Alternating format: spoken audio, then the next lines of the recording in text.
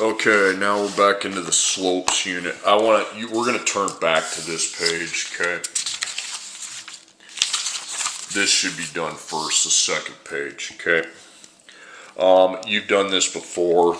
This is to get your brain primed for tomorrow when this gets tough. The next lesson's tough. Okay, once you find the slope of that line, the points are right there for you. Just remember what a slope is. It's the ratio of rise over run, and it needs to be reduced. Now, here's left. The point furthest to the left is 0.1, okay? And then to the right is 0.2. It's got to be left, right.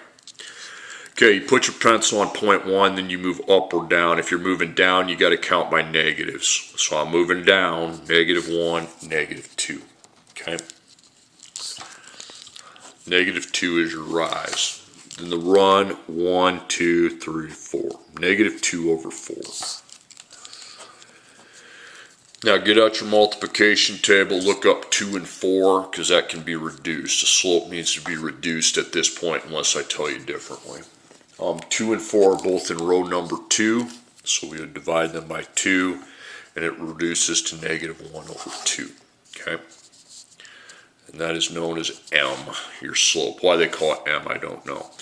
Now you're like, -1 over 2. Well, yeah, if I put my pen, and now you don't have to do this, you can just watch.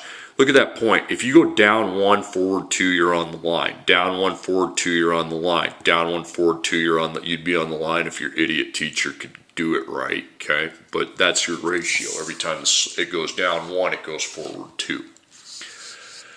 Okay, now the next one. Rise over run, okay?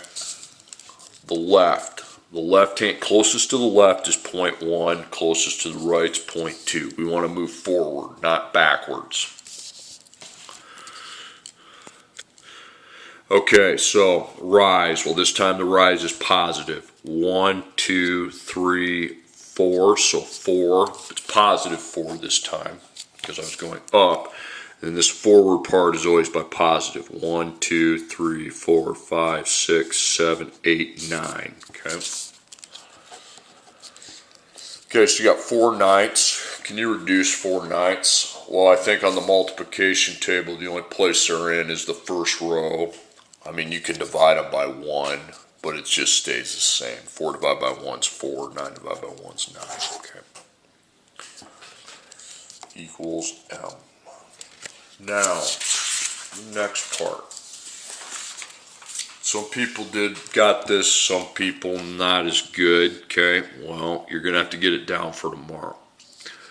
Find the slope of the line passing through the points. Now, it gives you don't draw this. Do not draw this, okay? Don't even worry. I'm going to a piece of graph paper, but don't holler back to me at my desk. Well, what if we don't have graph paper? What are you supposed to do? Nothing. You just watch, okay? And be entertained. That's X, that's Y, that's X, that's Y. These are 2 points on the graph, so 1, 3. So this is X, this is Y. Remember, X is positive this way, negative this way. Positive, negative. You do not draw this. So 1, 3. So I go to +1, then 1, 2, 3. 4, -1. So +1, 2, 3, 4, down 1. Okay?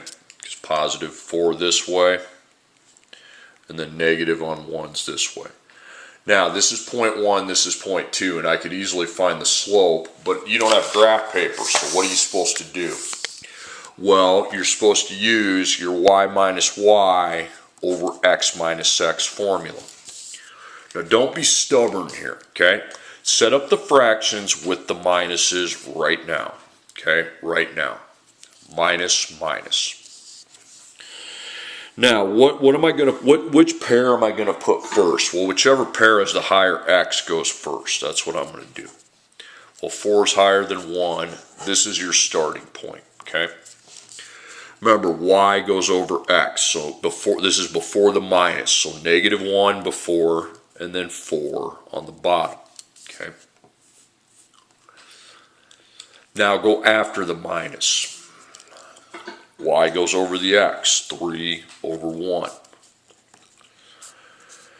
Negative 3 minus 1, if you want to write it as plus negative 3, that's fine, okay? But if you're at negative 3 at 1 on a number line, you go backwards 3, you're at negative 2, negative 3, negative 4. On bottom, 4 minus 1 is 3.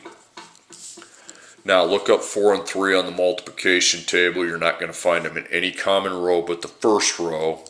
So I guess that's as simple as it can get. Okay. Alright, next problem. Focus on what you're doing here. You can't mess this up or you're going to have a miserable time going forward. Okay. So, y minus y, x minus x. Show out the steps, please. Okay. Okay, 2, 1, what point do you start with? Well, whichever one has a higher x. So we have a 2 and a 3, so I'd want to start there. Okay. Now, negative 8 goes over 3. Remember, the y goes over the x. Now go after your minuses. They start as minuses, okay? Actually, hold on a second. I want to make this interesting, okay? Please make your 2 into a negative. There's no reason why. I just want to change the problem. Okay. Make your 2 into a negative 2. So we're going to put 1 over negative 2. Okay, so negative 8 minus 1 is negative 9. Okay.